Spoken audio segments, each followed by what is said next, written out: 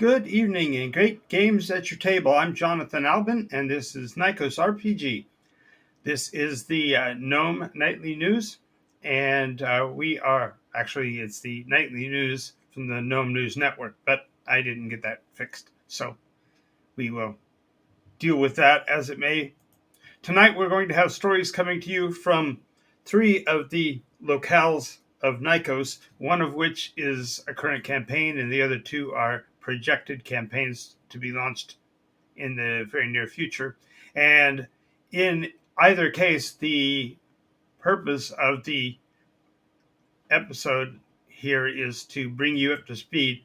It's an adaptation, if you will, on the original concept of the Session Zero Chronicles, but it's going to be a little bit more pertinent because it will be real-time stories about what's going on in the game world.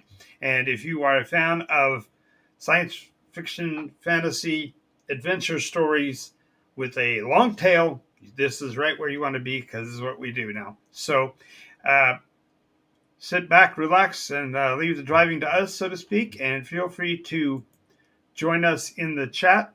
We are set up now to do a better job of maintaining communication, and we'll be providing any answers to your questions that you have during the stream. Now, I do want to apologize. I do have a condition called Bell's palsy, and although I'm coming back to my own after a couple of weeks of pretty bad trials with it, I'm mostly in control of my face again. As you may notice, it seems like part of my face isn't working properly, and I kind of look a little like Popeye, because I'm talking out of the corner of my mouth.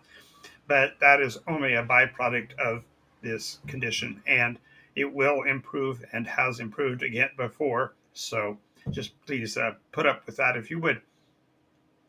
In the meantime, these news reports are going to be in association with the Nykos RPG map, as you see here. This is the world as it is currently known, and this iteration began a mere 300 years ago. And so the players are just beginning their forays into the adventures. I have currently 4 different campaigns operating on the world of Nykos, but as you can see on the map, there are dozens of cities in yellow, and these are the fundamental capitals of the known city-states. And as time goes by, we'll be adding more and more to the map as well. So for now, I'm not going to be zooming into the map in particular to show you a specific portion of it, but what I will be doing is giving details and information from the perspective of particular nations that we are looking at. And so in this case, we do want to start with our first in-depth reporting is going to come to us from Concordia. And we're basically going to be working side to side down the map, sort of, but I will be jumping around. So I will be bringing you some reporting from a city that does not yet have heraldry, as it is not fully on the map yet, and we'll come back to that in a moment. But at this point, we're going to talk about Concordia in particular. And so let's bring us over to Concordia. All righty. So the nation of Concordia, typified by the heraldry here above, shows that it is a city of peace and unity. The city's ancestry goes back at least 3 iterations, being established at somewhere in the 5th or the 6th iteration. For those that don't understand the concept, the iterations are the grand cycles of the campaign that I run.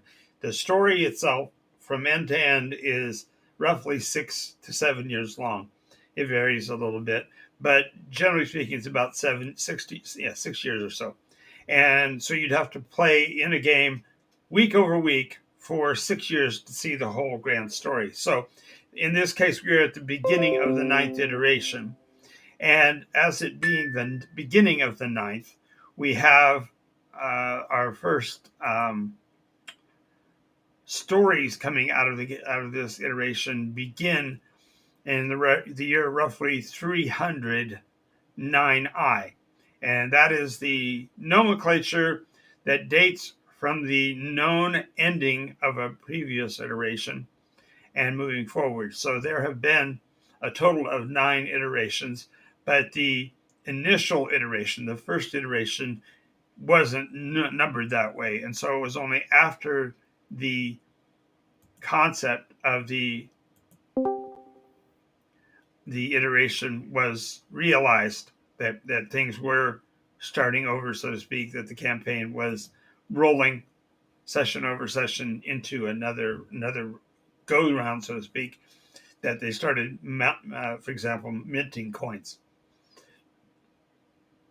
Having said all of that, the city of Concordia was established in the 5th iteration, beginning of the 6th iteration, as a central location where all of the nations, all the known countries of the world of Nikos could convene collectively to try to create the fundamental equivalent of a global government.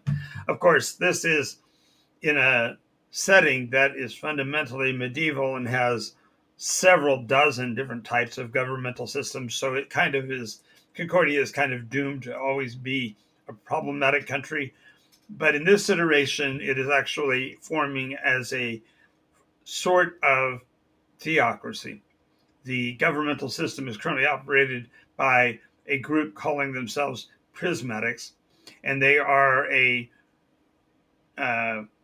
I guess you'd call it a modern religious organization, but it is actually a multiple philosophical governance group.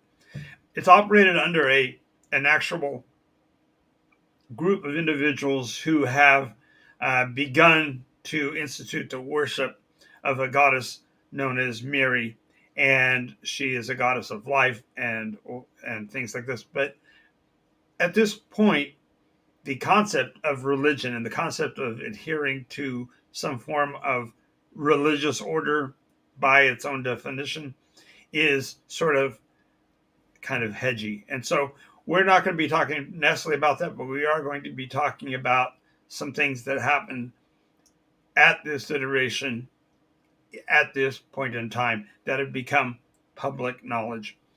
And these stories that I'm going to be relating are always going to be up to date in the lore. So watch the dates of the presentation, such as this episode is the first of these. And therefore, from this point forward, any news stories you're going to get are going to be particular starting from that point forward. So they will actually become, if you will, in the future, the historical documents of what it was like in the 9th iteration. So having said that, let's get started with these points, all right? So Concordia, being the city of peace and unity, is a governmental haven, if you will. Many groups come here with the concept of petitioning what they hope to someday be a global government. Now, it isn't representative of everybody, and it certainly doesn't take into account all forms of government or even all possible governmental systems, but it does operate under basically a meritocracy of guilds, and the rulership of these guilds are associated with their religious affiliations. So we'll get more into that in a minute. But the first thing to note is that there has been a prophecy provided to the Council of Guilds. And this prophecy has been not only received here, but in several other capital areas, virtually on top of each other. In a matter of hours, cities from Concordia all the way to Slumber have been granted or blessed with this prophecy. And while the prophet in the case of Concordia has been accepted, his presentation of the prophecy has not yet happened. So the viewers and participants that are hoping to hear his words are currently convening in the Temple of Prismas. This is the advocated prismatic veil, And there's more into of course, the lore, but just to know that is that council is meeting is very imminent. It would be probably in the next couple of weeks. Now, this prophet who has been received wears the white of the nihilist faith, but his clothing is not of their style. In other words, his clothing is not actually dyed to be perfectly white, but is simply the colors of the natural fabric. So the cotton is of a white color. He has a hemp rope around his waist that holds his robe around him, and he wears generally a pale flaxen cassock for the most part, and of course he also wears the slightly grayed cowl as well. But this shocking color is kind of led to a lot of rumors about possible association with the nihilist faction. And given their direct involvement in the revening of the previous iteration, it has been concerning to many within not only the prismatic faith, but also in the rainbow faith and indeed all of the orders of the veils.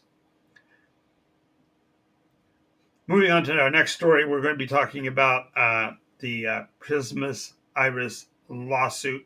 And this has to do with the ownership and establishment of the Temple of Veils, which was constructed here at some time during the seventh iteration, late sixth, early seventh iteration. And while it was originally designed to be the structure that would house the global government that was intended, nonetheless, it is a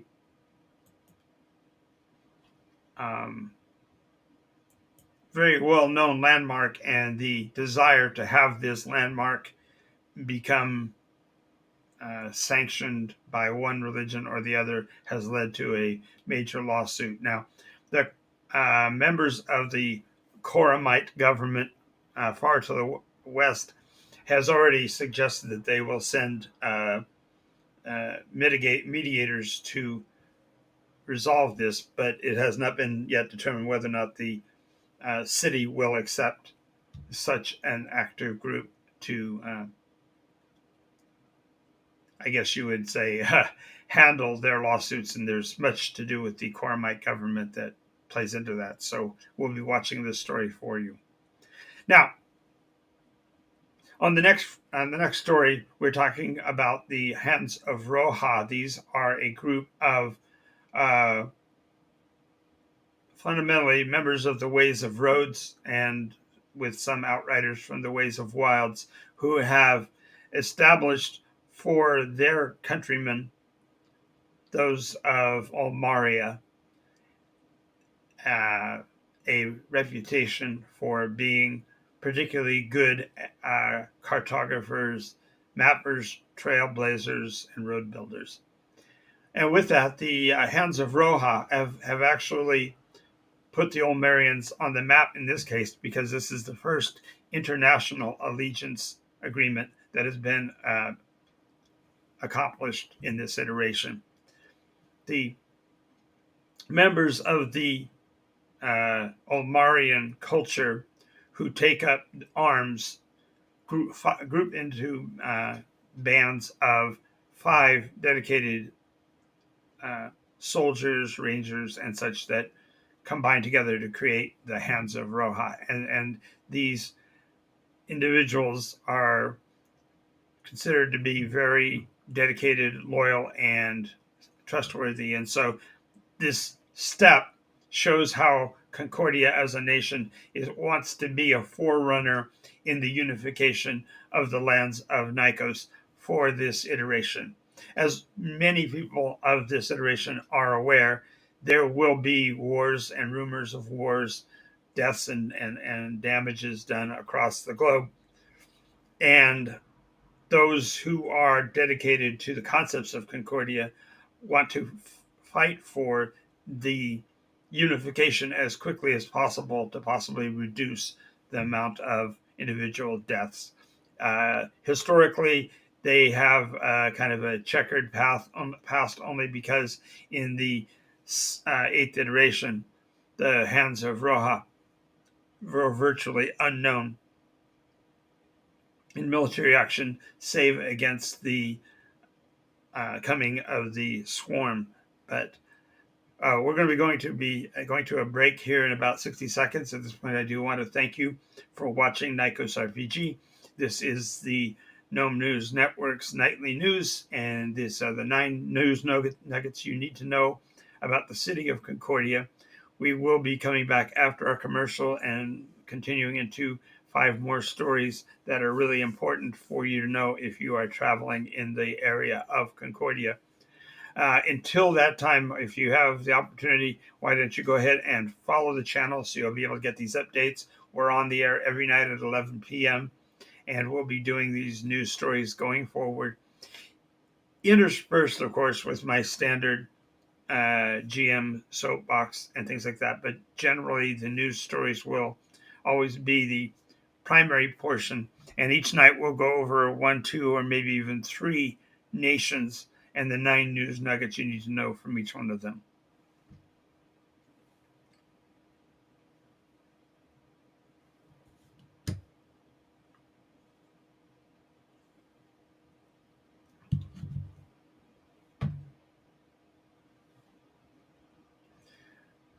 Please stand by because of the commercials, and I'll be right back on the air.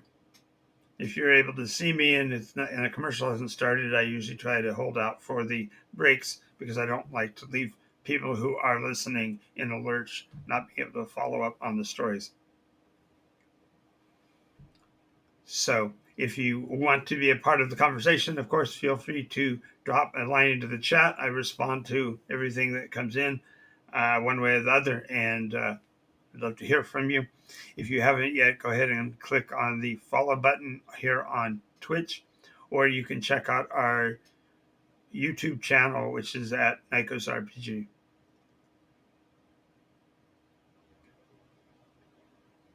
All right, so we're down to 60 seconds before the commercial break is over.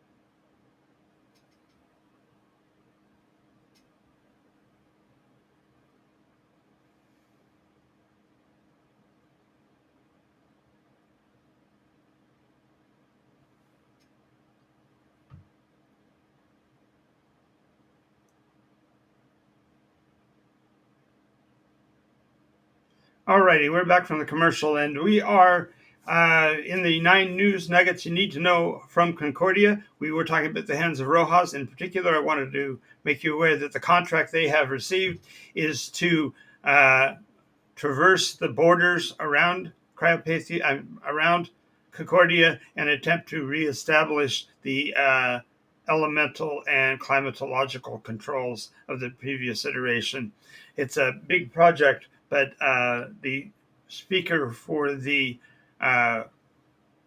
Walkers of Rojas said that they're confident they'll be able to accomplish it before any of the expected foul weather that is anticipated to hit us soon as the seasons change.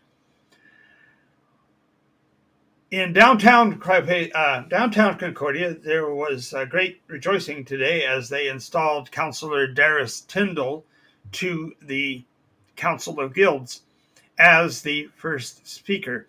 Now, Darius is not known for being involved with the councils. However, he is relatively independently wealthy and is known to have raised his wealth by being involved with the organization that provided burial services for those who were injured, those who died during the Blinn Or near the end of the 8th iteration, and has since then extended his reach to handle death services for all of the Vales, and also to have embraced the Order of Iris.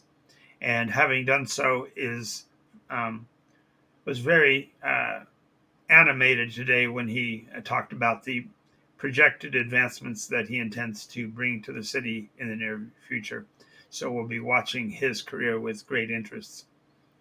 Uh, of course, this also will lead to a conversation about the Badlands annexation.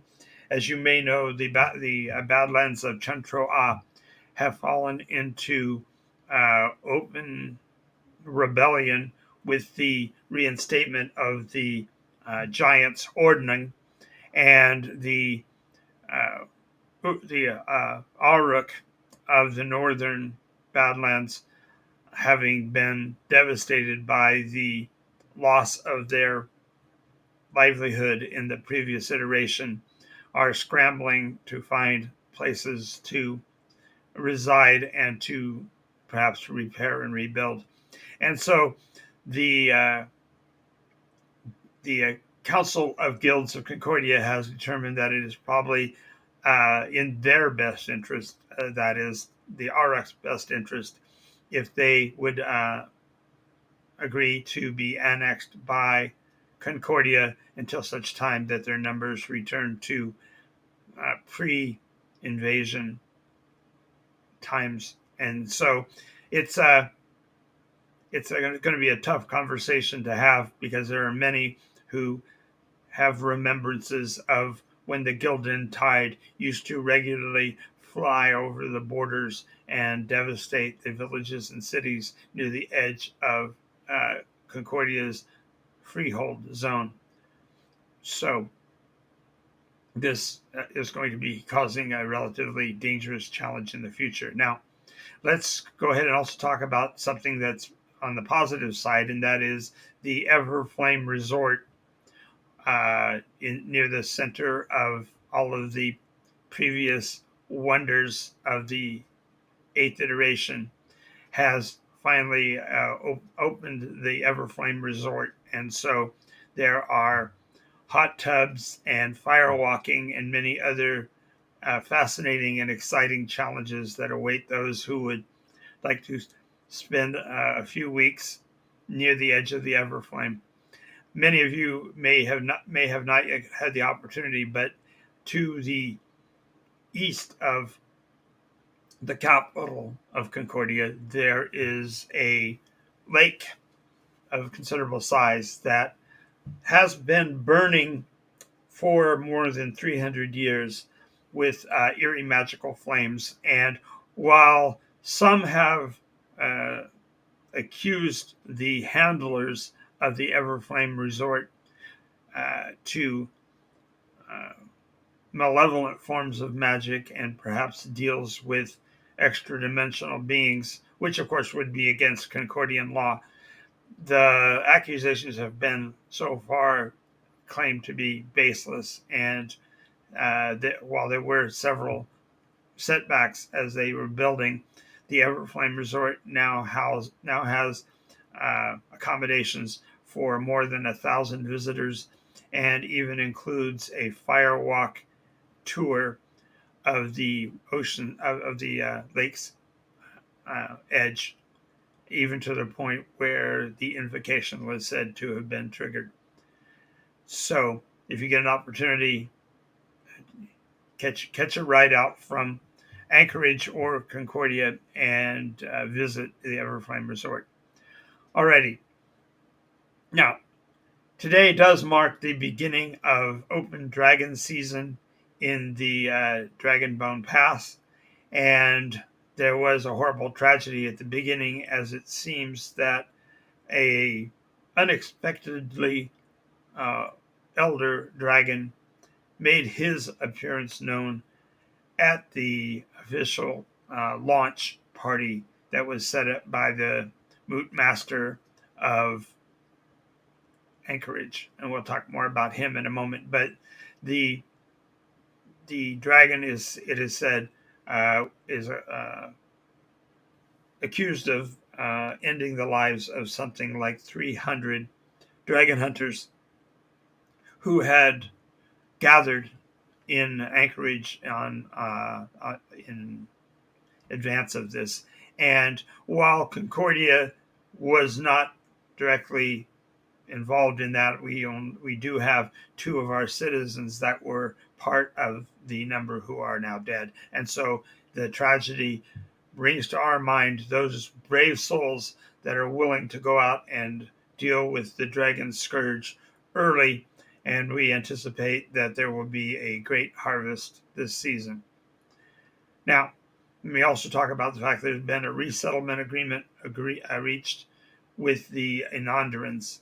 Although the Inanderan peoples are known to come from their own forests to the south, nonetheless, with the advancing of the radical seasonal change that liberated the majority of what was once the nation of Cryopathia and is now under the oversight of Anchorage, many of the Inandran are displeased with the handling of things by the moot of Anchorage, and so we have reached a resettlement agreement allowing a larger than normal population of Eldrin to escape to live within our borders, with a time limit of 100 years. So we anticipate that sometime about a third of the way through or maybe even before the beginning of the middle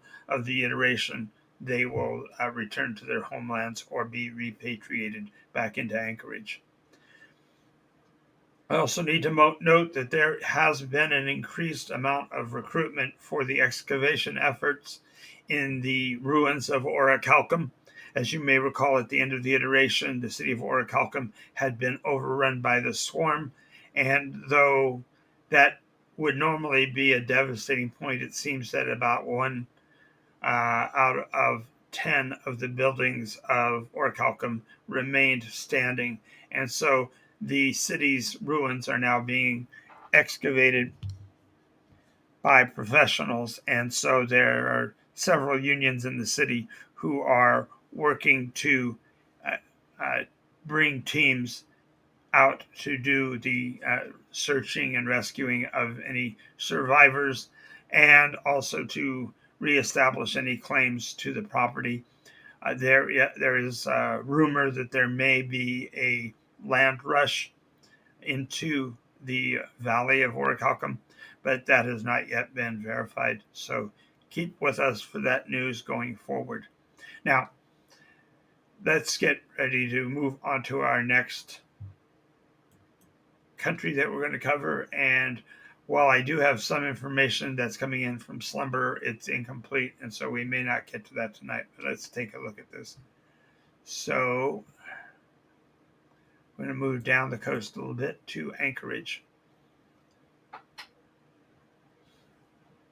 Alrighty, so as you can see here in red, the very first story is that the Council of Guilds in Anchorage has also received their profit, and the apparel seems to equate, although there are claims that this profit came in filthy, muddy, and the persons that have been in his presence suggest that he is rather arrogant and somewhat aloof. And so we'll get more information as they get closer. They're not yet ready to have him present to them. As you may expect, the moot is in considerable disarray given the devastating climatological changes that have occurred within the former nation of Cryopathia that has left Anchorage destitute and foundering in what it should be doing going into this iteration.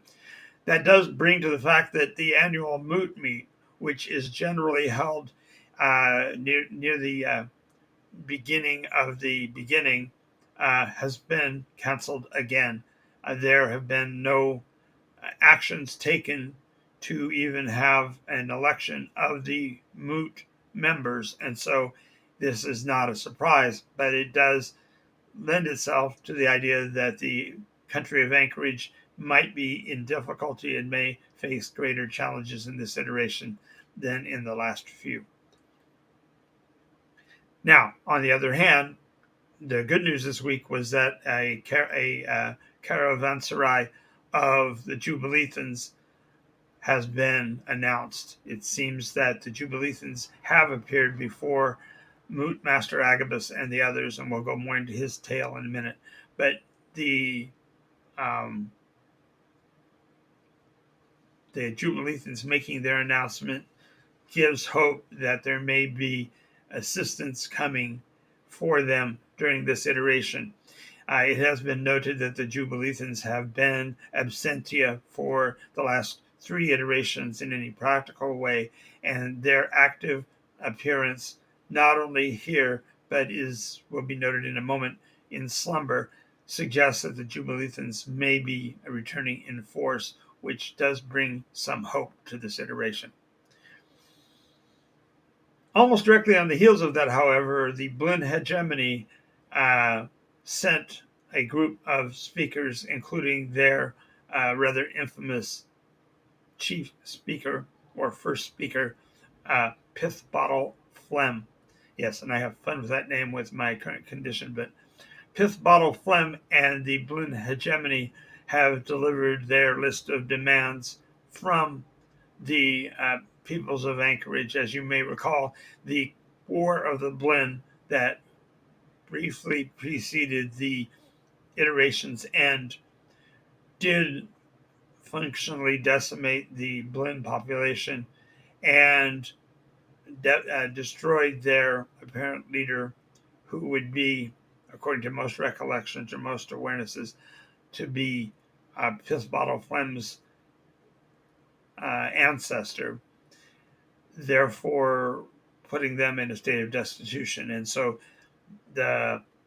fortunately or unfortunately, the Blinn populations tend to grow rather rapidly, and they are basically demanding a free and independent nation to be carved out of the remainders of what had been Cryopathia.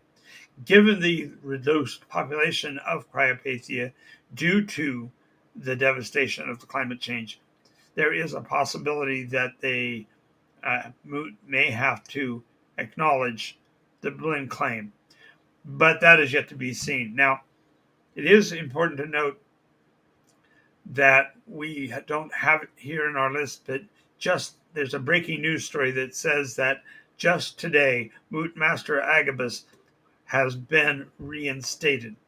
I say again, Moot Master Agabus, who was deposed in infamy more than 50 years ago for his mishandling of the treasures of Cryopathia, allowing other nations to, for example, march in and plunder many of our cities, has left the government of the Moot rather tenuous.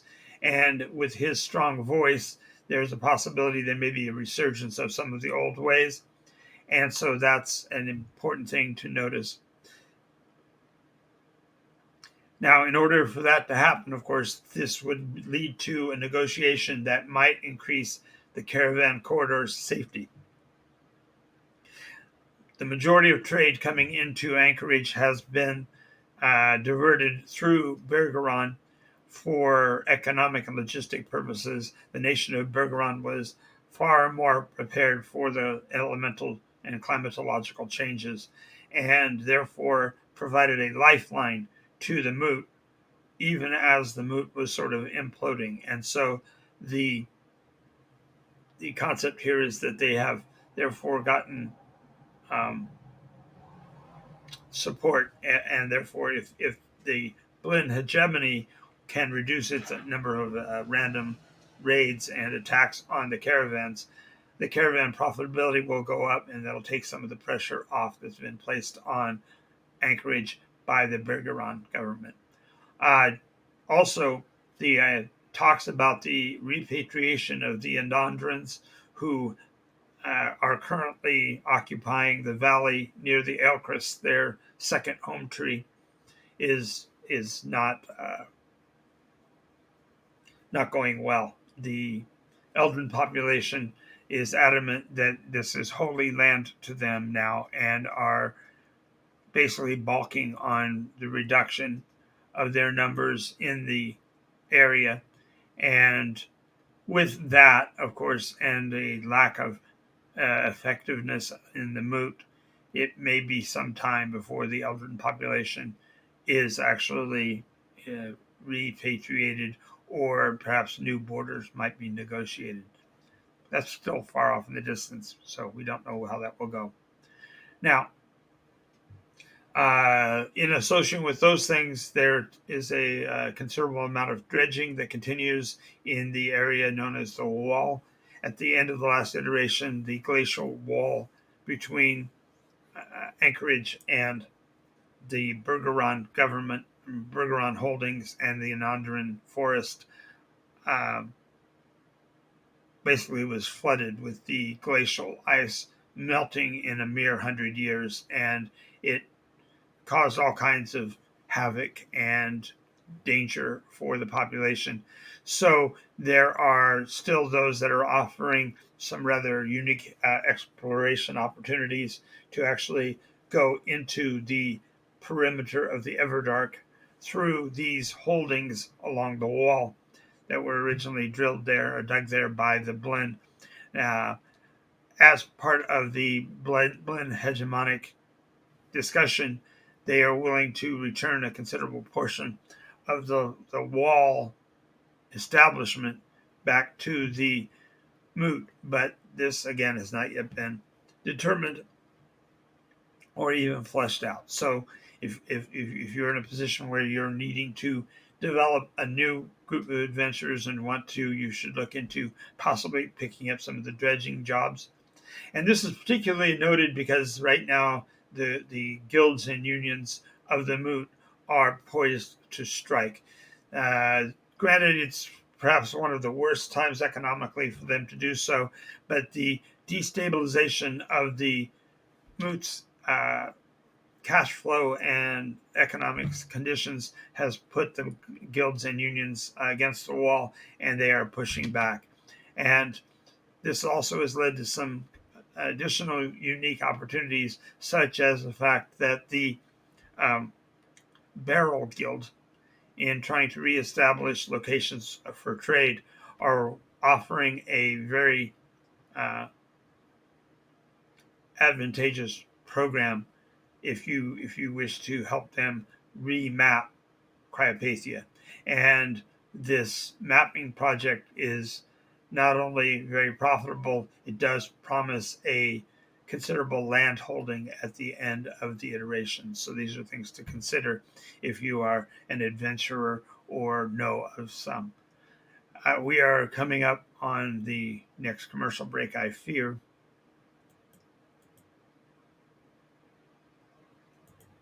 And I don't want to talk over the commercial if I can help it, but we're still okay. So we'll go ahead and I will bring up the last of the news reports. And this one is only a partial. It's by far not complete. But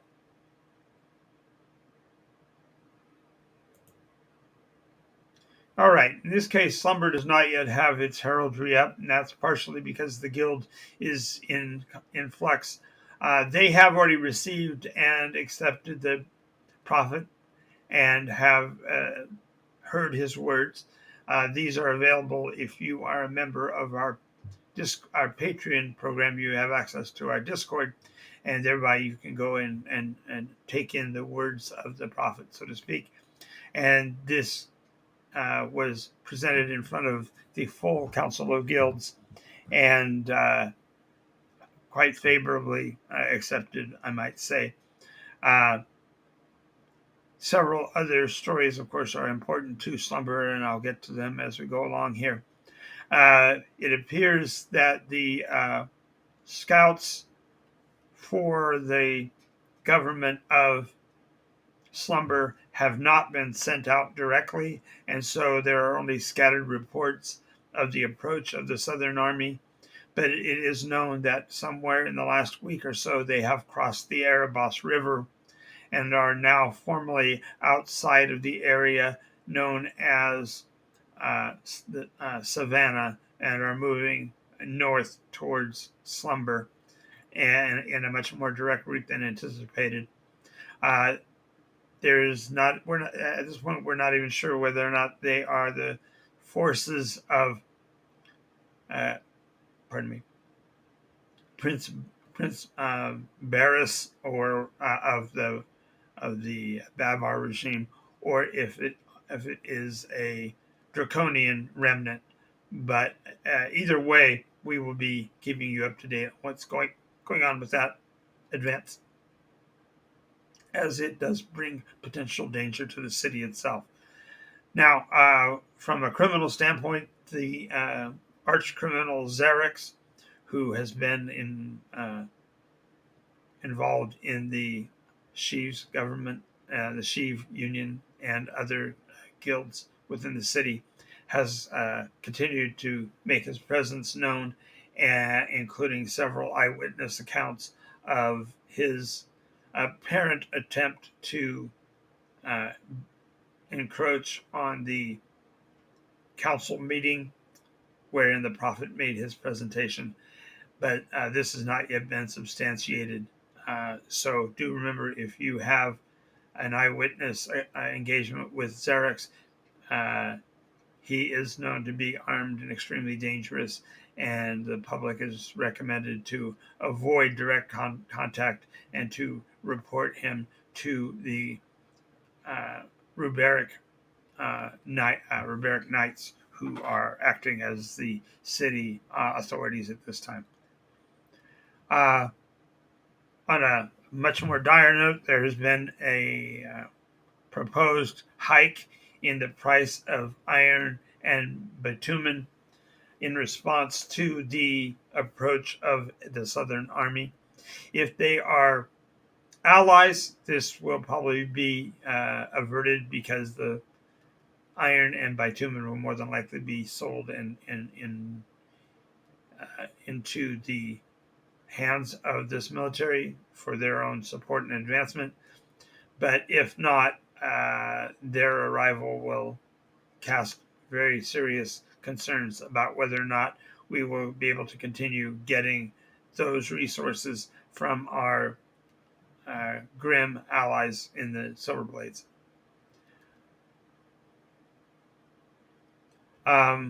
The Church of Prismus, the entire culture of Prismus and the Rainbow Veil, has called the city to prayer, and they begin their prayer vigil um, in about a week or less.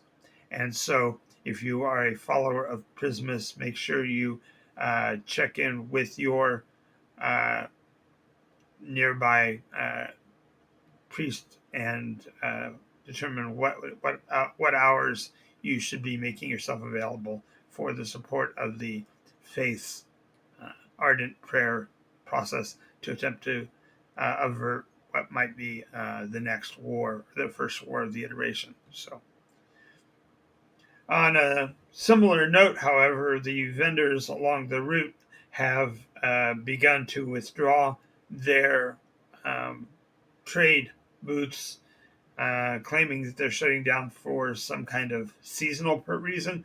But this is the first year that this has been noted, and so there are concerns that it may be simply a response to the advancing army.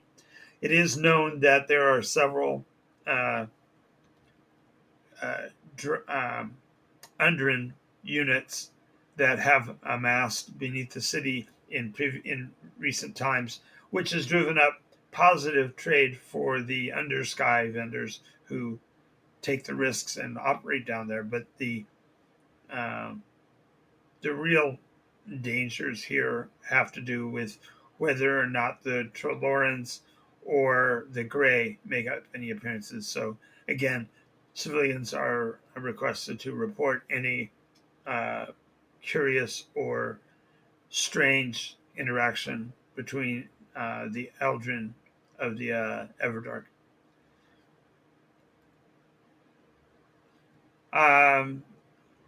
The alliance that has held forth in this city between the Marrowan and the Bothrikin is apparently being threatened by this southern force.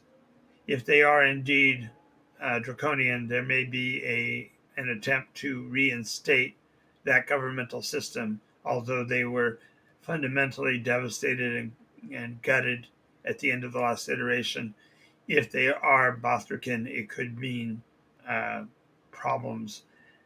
On the other hand, if the force that is moving north is of the Pac-Man, we still may have a challenge on our hands, as the current leadership includes a regent for uh, the new king of the realm. According to Swarthier law, the city of Slumber should have transversed hands from the uh, lions to the Pac-Man, the Leonines to the Pac-Man by agreement, but that is now almost 100 years past due. And with the recent and rather misfortunate assassination of Mustafa, the previously reigning uh, king of Swarthir, and the leaving of the city to this uh, guild meritocracy has led to some serious talk about a dissolution altogether. So we will keep you apprised of that as well. Next, we need to talk about the fact that the city has received a treaty offering from the Middle Kingdoms. The areas of Eldrasar, Florin, and Gilder have all offered to include Swarthir in the Middle Kingdom alliance.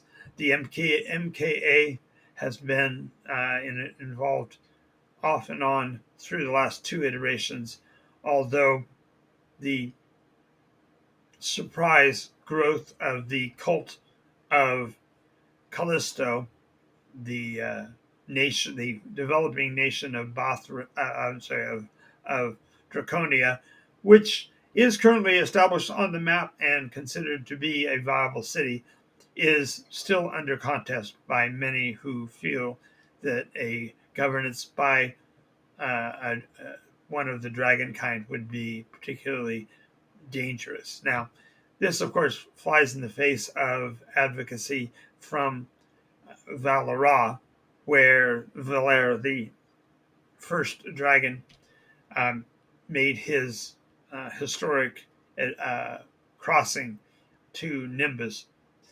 This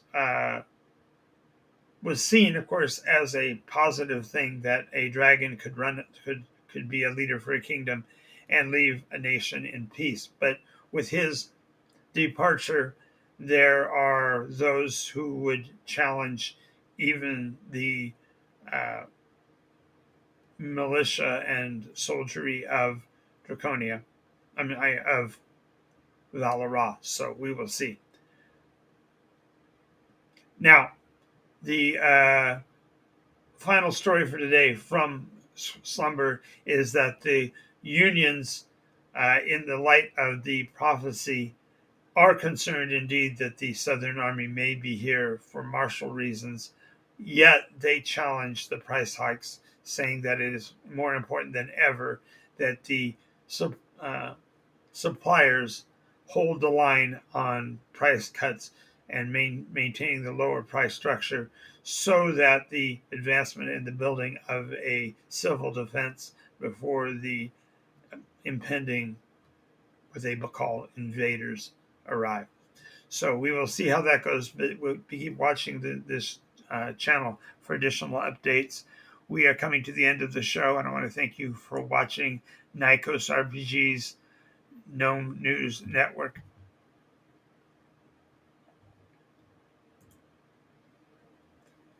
And we have talked about the cities. Now, as a quick closeout, I do want to give you a visualization of where these cities we've talked about are. So the arrow, the check mark as it is right now, is sitting on Concordia, which was the first nation of which we spoke. Then we talked about, let me see if I can grab this other thing.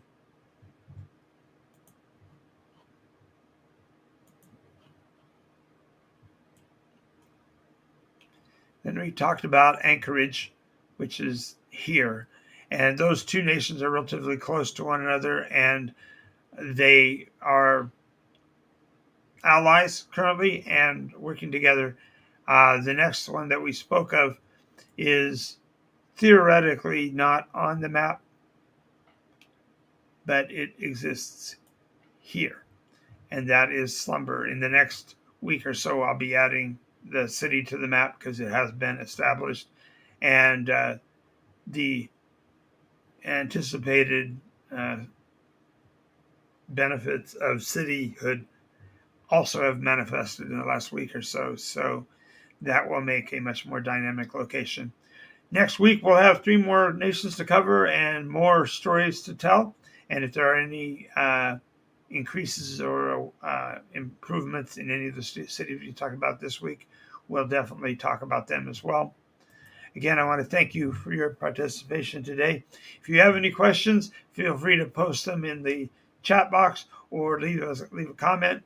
This video will be presented on YouTube as well in the next couple of hours, so watch for it there. If you like what you're seeing, make sure you follow the channel and give a like to the video. And also, if you get a chance to see our materials over at NycosRPG, I encourage you to do so on YouTube and subscribe there. It doesn't cost you a dime, but it does let you keep up on what new information we're providing session over session. This has been Jonathan Albin and the NycosRPG Nightly News. I will see you again next time.